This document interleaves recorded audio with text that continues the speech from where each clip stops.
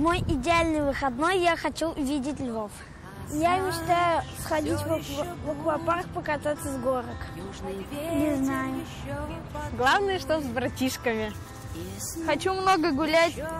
Я хочу увидеть всю Казань. Главное, чтобы ребятишки счастливы были.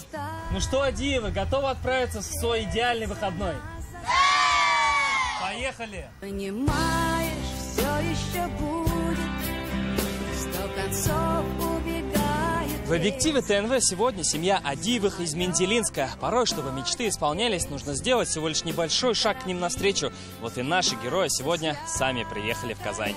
Чтобы побыстрее, чтобы у нас свободное время, чтобы побольше было, мы приехали сами, решили сами приехать.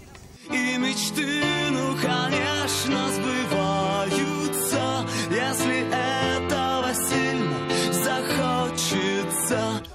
Хорошие. Ламы, тигры, медведи, львы, Адиевы разбежались по зоопарку, ведь здесь они впервые. И каждый хочет увидеть всех и сразу. Самые маленькие, Рома и Ксюша, и самые любознательные. Спасает только высокий забор. Из мира животных в мир птиц. Второй пункт в маршруте исполнения желаний семьи Адиевых – колесо обозрения. У меня мечта была стать летчиком.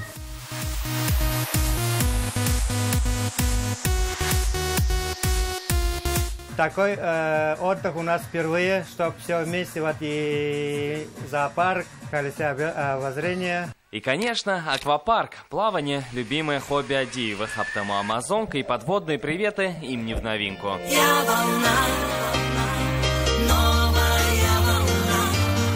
Дружной и большой семье уже 21 год. А познакомились тогда еще будущие супруги Адиевы в сельскохозяйственном техникуме. Через год после свадьбы родилась старшая дочь Эльвира. И еще через 3 появилась Айвира. А потом большое сердце Адиевых подсказало, счастливая семья должна быть большой. И их сегодня 11. Мужчины занимаются спортом, а девушки помогают по хозяйству.